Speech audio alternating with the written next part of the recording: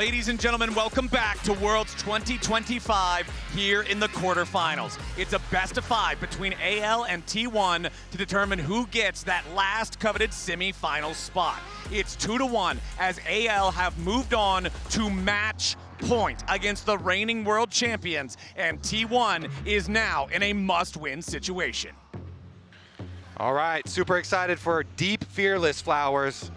This is where you really put the pressure on what champions are T1 going to have left here. You have to start digging very deep.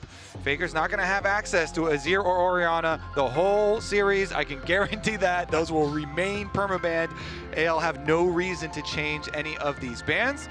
And so we're looking, once again, it's down to like, you know, the Cassios and Akali and LeBlanc sort of tier of champions. Well, there's also the Neeko, this absolutely oppressive support champion with so much unique opportunity. The engages from stealth, the clone and the vision that it gives, the ability to tank turrets with the cannon minion. Neeko does so much of what other champions cannot do. T1's gonna draft that first. They ban out Alistar, Trundle, and Smolder. Yunara banned out next to those two mid laners that you already said, Kobe. And it's Skarner and Corki, drafted by AL. I like the Corki pickup early here, making sure that you have that safety tool for your AD carry when it comes to these fights, plus something that can help to neutralize a strong bot lane. And with the Skarner already taken, T1 hovering the Nocturne, I don't know if you, like, going further into dive is exactly what you want to do here. I mean, better than going halfway, I feel like, maybe. Because looking like some full dive here. Yeah, they lock it in. They're going to get the Kai'Sa. So I would assume they want to get Nocturne before the next round of bans come in, because Nocturne just pairs so well with a Neeko. The engage just becomes insane. Yeah, Corki does have Valkyrie, but if you turn out the lights and you allow Neeko an easier time to get in there, then the dive can just be devastating. That combo is a nasty one. The Neeko ulti can already be so hard to react to from stealth, but when that vision is so restricted, it gives you such an insane engage. And speaking of engage, it looks like the final pick of the first half of the draft is going to be some engage in the bottom lane. Leona for Kael.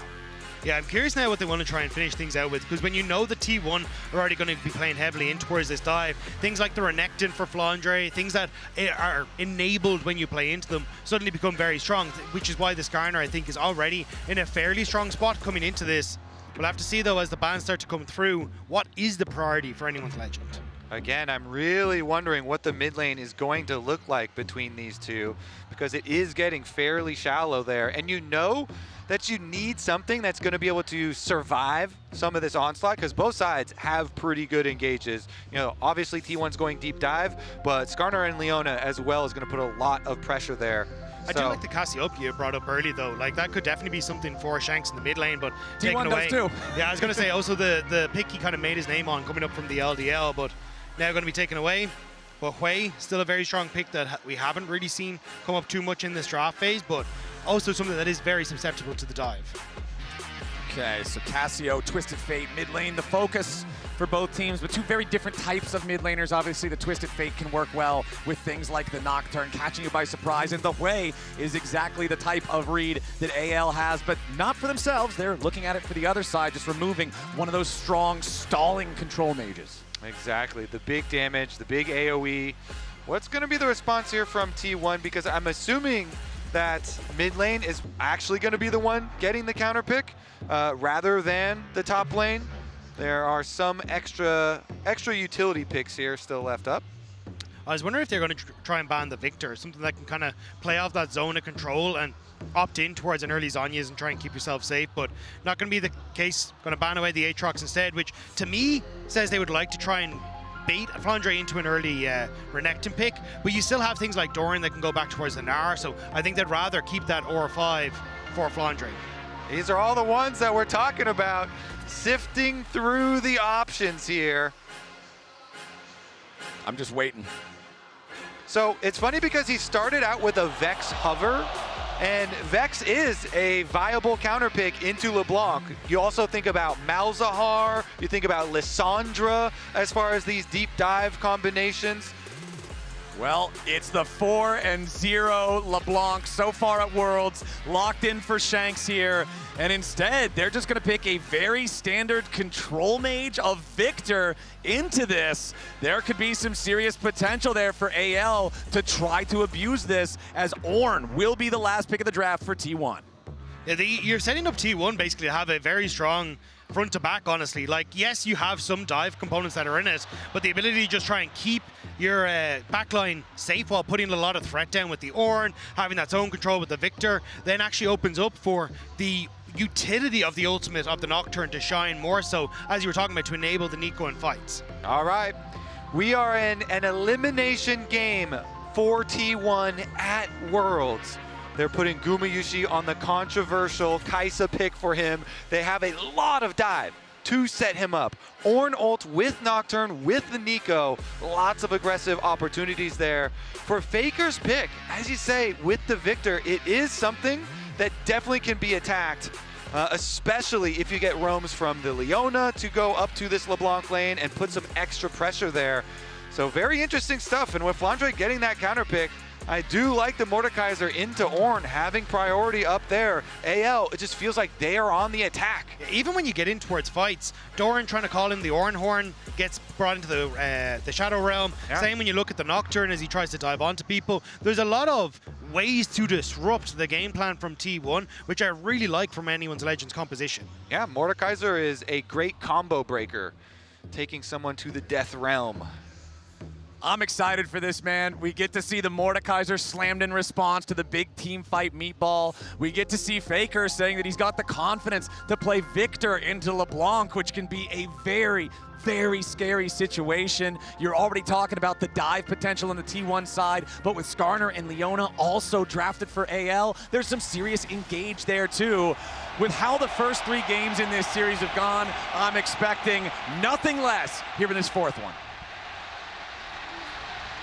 Ooh, the tension could not be higher here. AL are 1 game away from making history. Faker is undefeated for 12 years at Worlds versus the LPL. And it would guarantee an LPL team in finals as well if anyone's Legends were to do it, which for every fan in China would mean a huge amount as they move off towards Chengdu next week. All right, let's take a look here. On your screen, you can see the history of what we're talking about with Faker against the LPL. All of these best of 5s, 11 of them as of the IG series this year in play-ins. Of those 11, 5 were 3-0s, 4 were 3-1s. Only 2 went the distance of 3-2, and AL is demanding that at the minimum. And I want to highlight the very first one that it showed there, all the way back in 2013, when Faker won his world championship. That was over the coach of AL. It was over Tabe when Tabe was still a player. And when Tabe became a coach, BLG was up 2-1 last year in the final. Didn't quite work out. RNG was up 2-1 in 2017. Tabe played for them. And now AL up 2-1. Having to hope that Tabe can actually finally get a team that can take down T1. T1 have a lot of good stats at Worlds, by the way. They're also 5-1 when they're in this situation, down in a series. Have been very successful, so we'll see about the actual gameplay, because it all comes down to these big moments when all of the pressure is on. Can they survive? Can they pull it out and push us to a 5th game, to a Silver Scrapes? AL, I do like the attack that they have gone on in draft. The attack, the entire series here where they're whittling away at T1 champions. But Keria did get his hands on the Neeko, a very dangerous one. Yeah, Neeko is such a powerful champion in the meta. I feel like this champion has just been all over everywhere the entire year long for the playmaking, for the utility that it provides. Both junglers now on to their 2nd buffs. Both did start into the top side, so we'll see if they want to try to get involved with this bottom lane. I think for Tarzan, he's just going for more of a defensive clear here, trying to clear out the camps that are at the front, knowing that T1 have that push on the bottom side and making sure that no sort of made. But Guma! Yeah, immediately Guma under some pressure. As Kael and Hope trying to push back against the T1 duo who have been shoving them in so far in this lane. And that's meaningful with both junglers pathing down there. Skarner now is actually wrapping back to Wolves and looking towards most probably the topside Scuttle Crab. So Oner is here. Ward does go down in Tribrush from AL though. They know they are at risk. And so they're going to play safe, or at least try to, under tower. Exactly. This is so dangerous, though. Hope only at 150 HP. He doesn't have any potions left in inventory. The heal was already used by Kael. As Oner now paths through the mid lane, he already secured the bottom lane Scuttle Crab for himself, and Faker has priority and control over the mid lane with the topside Scuttle not yet claimed. Tarzan has to use Ishtal's impact to just dig through the wall backwards towards his own side of the map, and it means Oner should have total control over both Scuttle Crabs. Nice adaptation from T1, even though that trade looked decent for anyone's legend on the bottom side, but Tarzan snuck his way back in. Can he manage to get on towards Faker here? Let's see. Wants to move towards him there with the Ishtal's impact, forces the flash. Faker stays safe, but now Summoner Spell down. Patience there from Tarzan and a sneaky play. We talked about how vulnerable this Viktor can be. Now no flash in the early game. You constantly have to respect each distortion from the LeBlanc, looking for these trades. Faker now gonna need some extra vision. You have to call your support sometimes or your jungler to come get you at least one side to ward. Maybe Oner's gonna have to go find this Skarner, try and mark Tarzan to make sure the extra threat's not there, because neither T1 carry has their flash to evade the next gank. And honestly, the early laning phase is feeling really good for T1, despite losing those flashes on the carries. Bottom lane, it's been pressure all lane long for Gumayusi and Keria because of the advantage that you have with Neeko against a melee support. Top side, Doran's been doing great with the Ornn into the Mordekaiser pick, and he's got a CS lead for himself as well. So for AL, you're feeling the pressure to want to make some kind of a play, even more than normal. But I think when you're Tarzan, that's perfectly fine. You're on the Skarner, you've got an opportunity to take really good fights, and you've got setup now, because don't forget, Shanks can distortion in, set up for the chain, follow up then from the Skarner, tear Viktor away from the safety of his turret and try and set up plays there. Even on the bottom side as well, you've got the setup from Kael, and Cleanse will be back up shortly, but you've got so many different routes that this Skarner can take into the bottom side that Oner, you can see here, needs to babysit as this wave starts to push in and make sure his bot lane doesn't get caught out. And look at the EXP difference between Oner and Tarzan. Look at the farm difference between Oner and Tarzan. Oner only needs one, maybe two more camps to get level 6 in the Nocturne and have that massive playmaking of the Paranoia. Tarzan, a lot longer to go. And even though the AL bottom lane, with their attempt at Guma's life, they got both of those summoner spells, Guma still kept up his farm. Good farm for the Kai'Sa, especially with that Nocturne providing the jungle pressure and securing the bottom side Scuttle Crab. And Oner once again patrolling between mid and bottom. Those two T1 carries relying on the extra presence there, and it has rewarded them. Yeah, Doran also level 6 was teetering down towards the mid lane in case anything kicked off, but going to make his way back up towards that top side. So T1 trying to shift to control Tarzan, which was the big focal point for the game wins that anyone legend were able to take. I like what Guma did there, you know, going through, grouping up the minions to try and focus fire and deny one of them during the recall. It is going to be a reset after that recall, by the way. Hope going for the swap first into the top side. Flandre with his level 6 on Mordekaiser comes down into the river, and that means that Oner does not have the chance to try to contest this Scuttle Crab at all. So Tarzan's going to claim that one, and now the EXP advantage that Oner had in the jungle pretty much entirely alleviated, as Tarzan will also hit level 6 as soon as he clears these Krugs. They also lost the wave on bot lane as Flandre had late reset, now TP'd into the bottom wave. So this was in the hopes that they could actually set up their Corki for success in anyone's legend, but there's so many members on the top side of the map for T1, and they don't know Doran's here. Yeah, Doran's still there, the call of the Forge God, the Paranoia over the top. Hope tries to get away with the flash, but he's still caught up in the fear. He waits to use the cleanse. Hope locked up by the Ornn, but he gets enough distance. AL staying alive for now. Kael and Hope both get away. T1 goes in. Gumayusi with a killer instinct, but Hope still lives underneath the turret. Doran's going in with a bellows breath, and it's first blood over to Keria. Kael tries to counterattack with Zenith Blade, but he does not have what he needs. Doran now the target. Shanks doesn't hit him with a chain. He's got to try to get away as Tarzan wants to kill Doran. Shanks still in the back part of the fight. Tarzan with a 3-man impale. T1 still trying to fight as Faker arrives in. Shanks down to 150, and the blooming burst from Keria gets him. It's a 4-2 game, 8 minutes in, and T1 take the fight. And the only thing they have to pay for it is the bottom side. Mordekaiser did get left alone with this tower, but it is so good for T1. It is Guma that does not give up on the play. Even though Hope was able to escape from the Ornn ultimate, Guma says nobody's getting out of this. He ults in, he continues to play for T1, and all of T1 commit to the top side. And it nets them so much. The extra kills, the void grubs, and it's a great call from Doran to stick around to find this pick. Oner and managing to get the lockdown as well, and Kael gets hit by Keria, so can't actually get underneath this tower to protect Hope. So they're so low, and Gumayusi shotguns himself into the backline, makes sure that they can finish off these kills.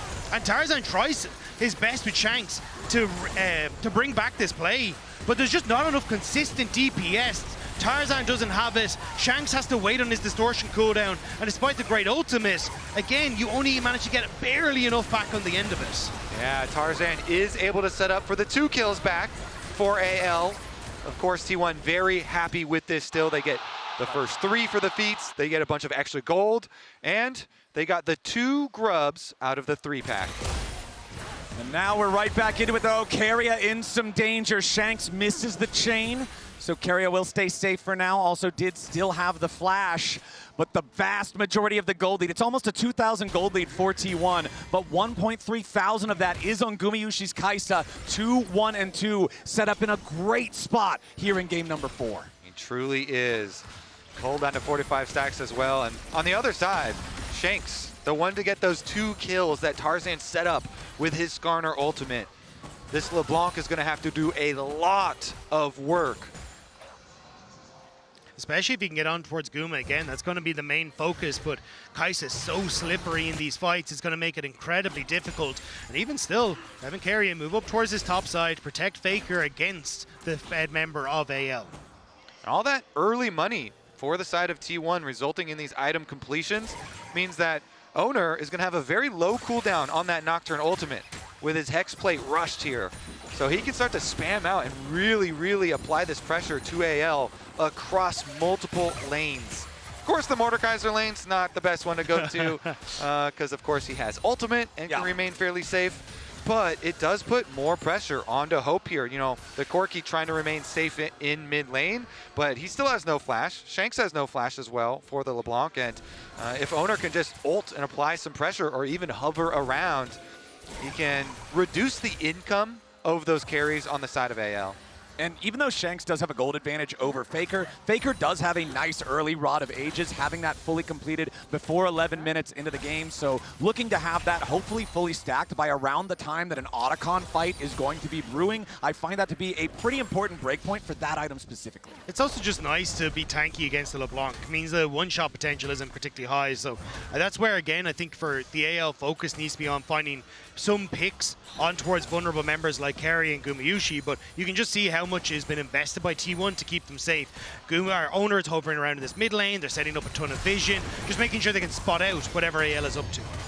And there's the Kainic Rookern for Doran as well. This is the most annoying item in the game for these AP top laners to have to deal with against a tank like Ornn. It makes his trades so much more effective into the Mordekaiser. So Flandre having to deal with that now makes it that much harder to find an opportunity to get anything against this guy. And we'll see if Flandre can get any big death rounds in the middle of a huge fight. Because not just taking out a carry or something like that, if you can remove Neeko from having a Pop Blossom, if you can ult Ornn before he can use the second half of the Ornn Horn, there's a lot of playmaking opportunities there, and I think Flandre has been a core part of the wins so far for AL. Yeah, definitely going to have to at least take out one of those big engaged components. Yeah. Because if you let T1 use them all, you will get destroyed. 2.4K, the gold lead here. And they just have pressure in all of their lanes. You were talking about Doran. He's just going to keep on pushing with that Kainic Rookern. Gets the pressure on top side, bottom side as well here for Faker, shoving in on the LeBlanc. Even though the LeBlanc is this champion that can go in for some scary moments, it does not have great wave clear unless you are forced to use everything on the wave itself, and then that takes away from the attack mode that you're supposed to be in. So should allow Viktor easier wave control as long as you've got a Nocturne to cover you. Yeah, Oner is just providing so much safety for the lanes, for the team. Yeah, and you got 50 seconds until that dragon, so resets coming through, first items completed, like T1 feeling in a good spot. You just continue that pressure to the lanes and then move that over into some vision control that's already been established and continue to make it difficult for AL to set up on the objective and look for plays with Shanks or, Tarzan finding a good angle of attack, and making it easier to just find picks of your own for T1. 25 seconds until the next Drake spawns. I don't think since he's purchased the Kainic Rookern, I have seen the shield break on Doran's health bar. He just goes up, he gets bonked a little bit, but now Tarzan is looking to change that around. Nice use of the Bellow's Breath, but he is pulled back by the claw from Flandre. He tries to get underneath the turret. Doran flashes away. Flandre does secure the kill, but now he's got to get away from the turret. His teammates coming up to guarantee he survives. It's AL overloading the top side, and T1 are bringing in backup, but they've already lost their top laner. It's a nice timing window from AL. Right as Dragon spawns, they go for the play, they get the kill, and sure, Faker will get some damage on the bot tower, but now they can actually reset and get back out onto the map and look to contest the Dragon.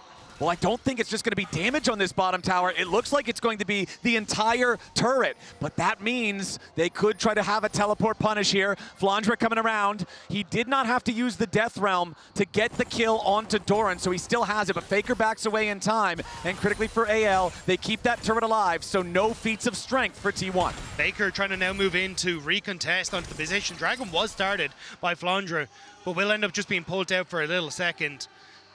Still waiting to see now if they can move in with no Ornn and no Nocturne ultimate, though. It's a little spooky for T1 to contest onto the objective. Well, looks like they are going to go ahead, seize control over the area, start this one up. AL is nearby, but the Dragon dropping down to half HP already, and AL looks to be saying that they have no interest in contesting this one. Flandre's just staying top. He has no teleport, so 1-1 now. Split Drakes between the two teams. Yeah, T1, they've got the luxury of pushing in on bottom side, and they do have the ability to dive here. Be careful. Yep, Tarzan's coming in. They want to try to stop this T1 force onto the first turret of the game. Keria over the wall is going to be pushed back as Tarzan throws a rock over there towards him. Meanwhile, topside is Flandre putting the work in on this turret to take the first one. Nice deny there on the feats of strength. Yeah, and the fact that now you get to use this wave push to move over towards the Rift Herald is going to be super nice as well. So it means T1 will have to overforce on that bottom side again, whereas Shanks can look for his reset. He has the teleport to move into position, and there's some deep wards as well on anyone Legend side, which is perfect for Shanks if he wants to TP into the fight. Okay, Rift Herald alive. This could also be feats of strength for T1 because they have already secured a single dragon and 2 out of 3 of the grubs. AL are going to get themselves at least the Scuttle Crab beforehand. Tarzan grabs that one, but T1 has multiple men in the area. Taking stock of everything on the map, you can see Faker and Shanks, both in the bottom lane, both have their teleports ready to join a Rift Herald fight. No teleport available on either one of the top laners on either team. And we're starting to hit level 11 in a lot of different roles. Oner critically still only level 10 here on his Nocturne. Faker still needs another 4 minutes before his Rod of Ages hits full stack, so that's not going to happen anytime soon. Tarzan over the wall here with the Blast Cone. Kael and Hope approaching from mid.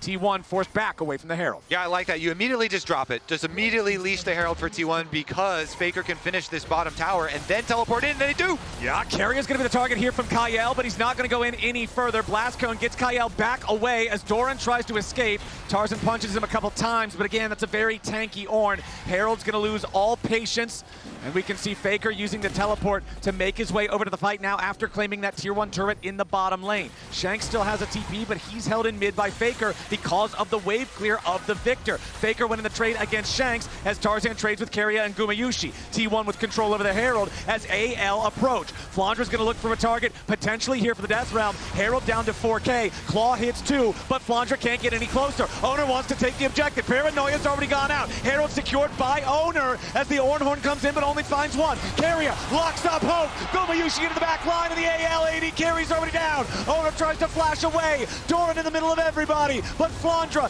barely stays alive. He should surely die right after the shield falls and Oner kills him. Kael's on the run, T1's on the hunt, everybody on AL's dropping, and T1 are absolutely demolishing the LPL team. Tarzan tries to dig through the wall, he'll barely escape, but it's Rift Herald plus 4 kills to the side of T1. Even Guma lived! Shanks tried to go back in to kill him, but he couldn't get the vision, he couldn't get the damage. T1 have taken control of this game. Tarzan wants to see if he can get Faker on the way out. May get the damage down, but AL are so far away. Keria is still in the vicinity. And T1, this composition from this position is so difficult to fight against as AL. And we see this, they come in. So you end up with Shanks trying to get access to the backline, but it doesn't really work. Doran ends up getting good value, but it's Keria's ultimate here onto both the carries that sets up perfectly for the play, as Tarzan and Flandre just can't do enough with Shanks to carry a fight like this. Exactly. The other side of the fight, the Mordekaiser that just ulted this Nocturne, Oner had already gotten the objective, and then Oner still lived as well. It's just T1 dismantling AL on both sides of the team fight. That gold lead that they already had gets more than doubled, and adding the extra objective here, T1 seem like they are going to be able to push us to a game 5. This early game lead is just so big, so quickly, Captain Flowers. Exactly. This is so much larger of a lead than we've seen at this point in the game in any of the previous 3. Nearly 6,000 gold ahead for T1. The Drakes are even, so it's not like AL has this sole comeback condition. And now, Otacon's gonna spawn here in 20 seconds. Remember what I said about that Rod of Ages? Faker's at 9 stacks, so the lead is about to become an even larger problem. T1 just continuing to build this advantage, keep this pressure on. They're going to try to take the tier 1 turret, but not quite enough damage thus far. But you can see everybody's up here. They've got Doran down in the bottom lane. He's the one answering Flandre. He has his teleport to join up for this Otacon fight whenever they need him. It's just so difficult if you're AL. Those item creation points just aren't there. And now with the push on top side, how do you try and enter in towards River? How do you try and spot that Otacon has already been started by T1? AL charged with a nearly impossible task. They are going to walk forward. They are going to see the Otacon started. They're bringing in the teleport.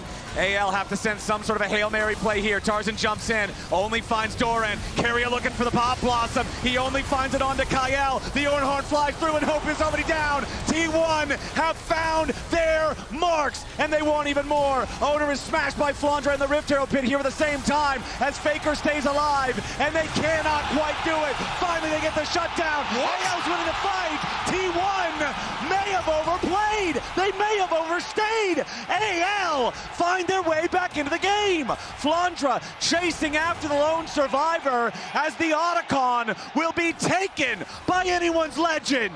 AL, they deleted Keria, and then they set their sights on Oner. They chunk him so low that Flandre is then able to follow, and Mordekaiser ult does kill the jungler this time around. Here's another look at how it all started. Keria tried to get in here, but he got locked up by Kael. It was just so good peeling there from Kael. He basically nullified that ultimate from Keria, and then Oner, you see him in the pit, completely trapped here. So AL, they did a very good job dealing with this engage of the Nocturne plus the Neeko, and they did it at the most critical moment.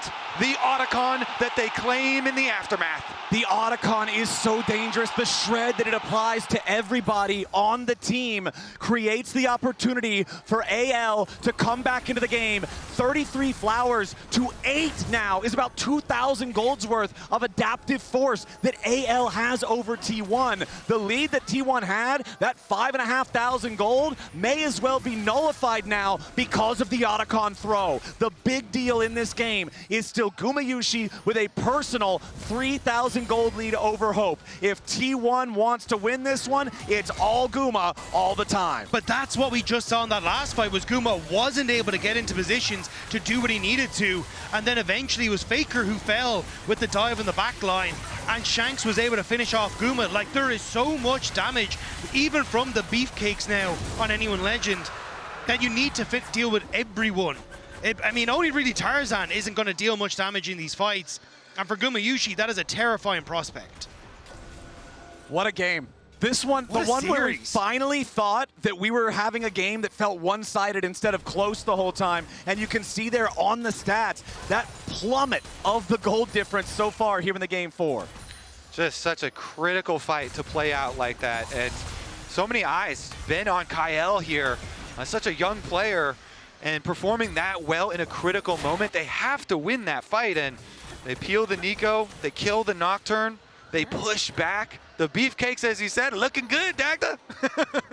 I have to see if they can continue it, because still, even though AL won the fight, T1 still finding their pressure in the lane, still pushing the waves in. Yeah. And it's anyone's legend trying to hold and bunker down in towards these choke points to deny T1 any sort of deeper access in towards the vision, that control that they need.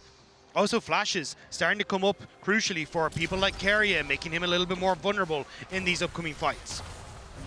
Taking a stock of where we are with levels, Flandre about a level up over Doran, Tarzan 2 levels up over Oner, about to just be 1 because Oner nearly level 13. Faker 1 level up over Shanks because of that Rod of Ages we were already talking about. Hope almost has his Muramana fully stacked up here on the Corki. 24 minutes in, that feels very, very late, and it has been a very tough game for Hope. 0-3-2 on the Corki. Gumayusi has been going after him nonstop. Yeah, certainly has. All right, let's take another look at this, though. Top tower's so low. Ale trying to use it. Okay, they go in. The solar flare from Kael. Tarzan wants to swoop around, but the Impale misses. AL threw a lot out there. The Arcane Storm from Faker going to fully push back anyone's legend. Shanks all the way down in the bottom lane. Not going to teleport up for this. AL wanted to defend their tier 1, but when they swing and miss, it's easy for T1 to finish the job. AL ever so slightly desynced on the play. The stun lands, but Tarzan not there to follow up. It means that T1 able to step away, don't have to burn any of those crucial summoner spells. And now T1 going to continue, reset, move back out onto the map. Especially when I look at, like, Faker being a target is so hard with this build that he's gone for. He is so tanky.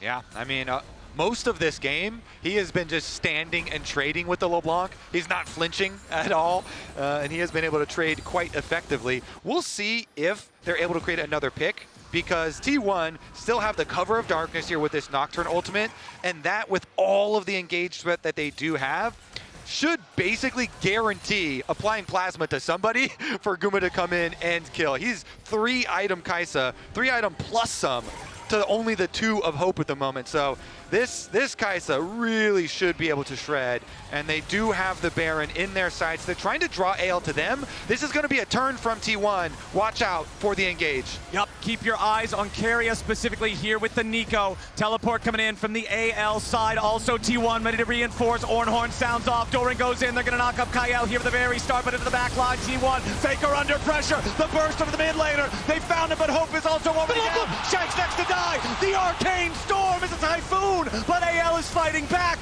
More damage to Gumayusi. Flandre wants him. Flandre can't find him. The mace will not connect over the wall. And now Tarzan goes on a killing spree. AL are winning another fight.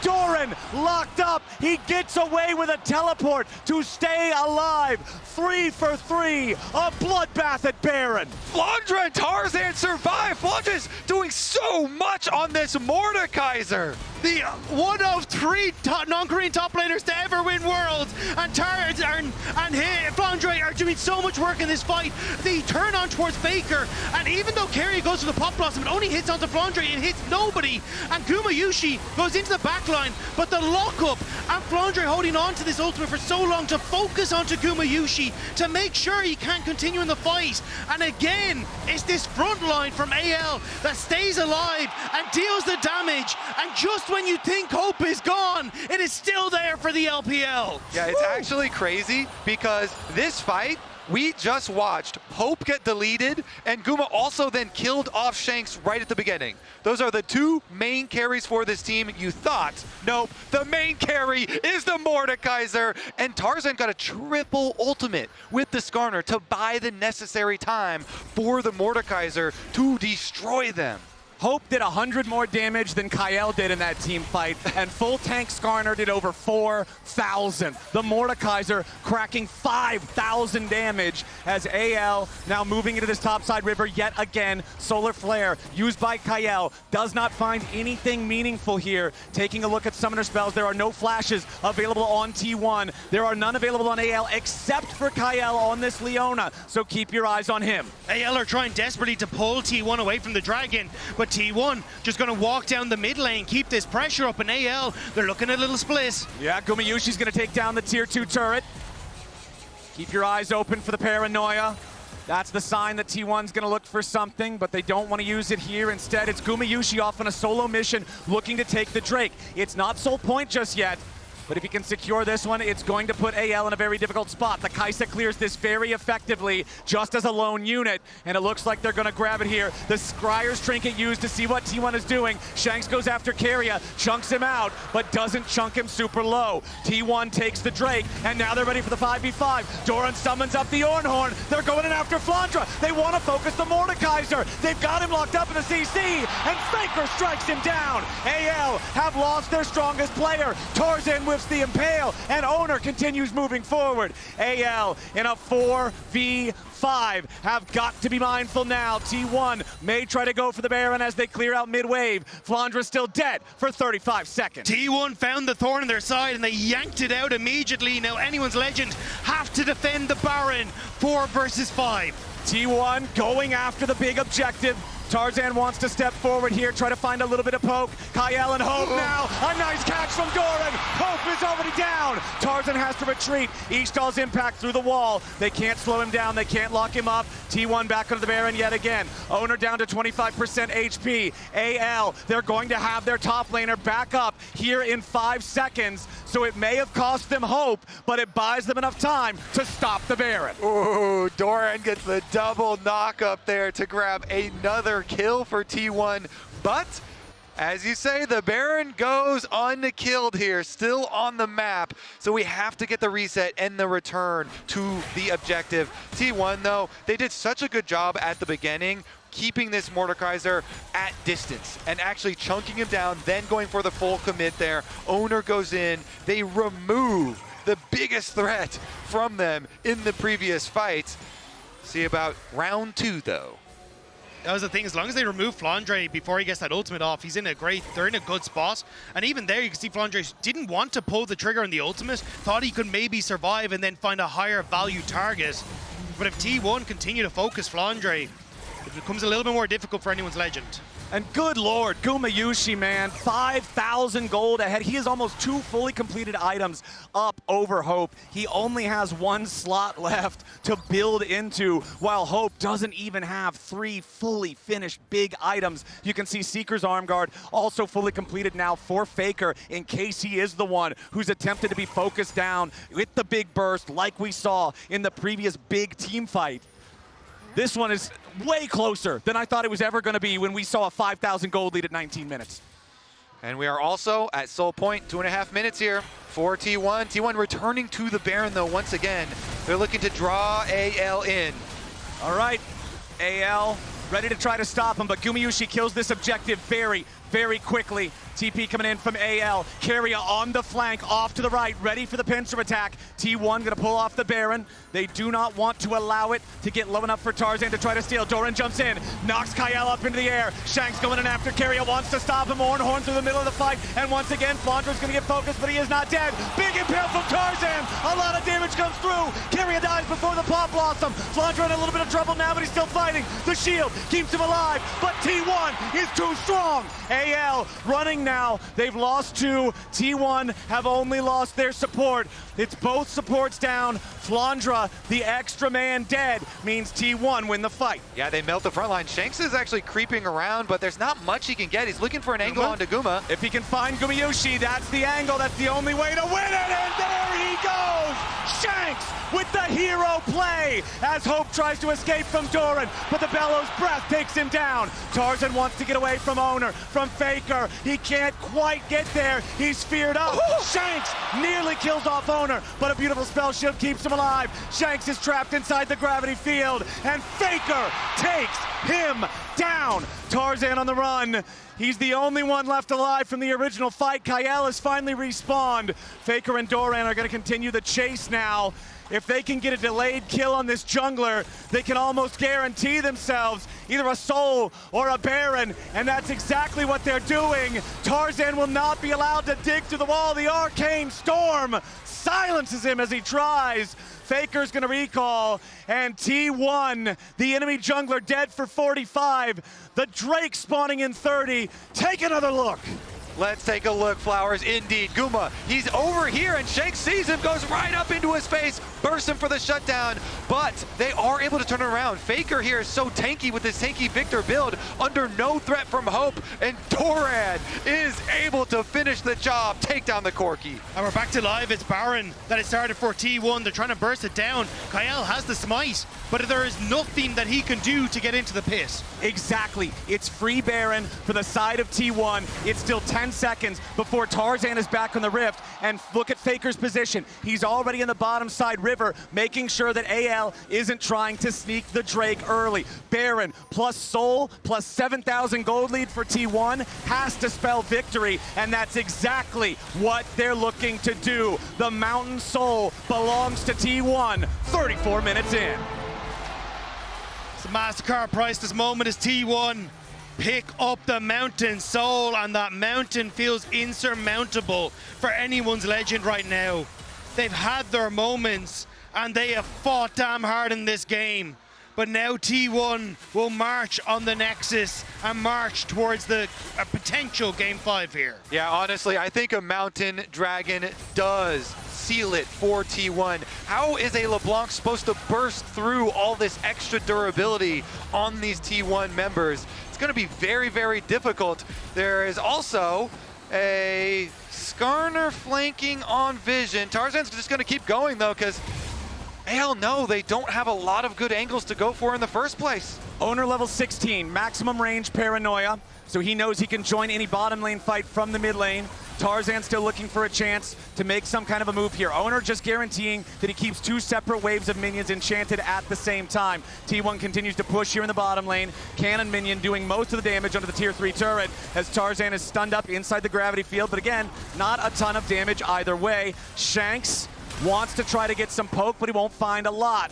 Hope on this Corki, still hopelessly behind this entire game. Nearly 6,000 gold lead for Gumayusi as AL try to keep defending, but it is the health bars of the tier 3 turrets slowly whittling away to the Baron empowered minions. Kael on the side of the terrain here in bottom lane, looking for what might be AL's final desperate chance to stay in this game. Doran continues playing the point man here for the T1 side as another wave crashes into the tier 3 turret.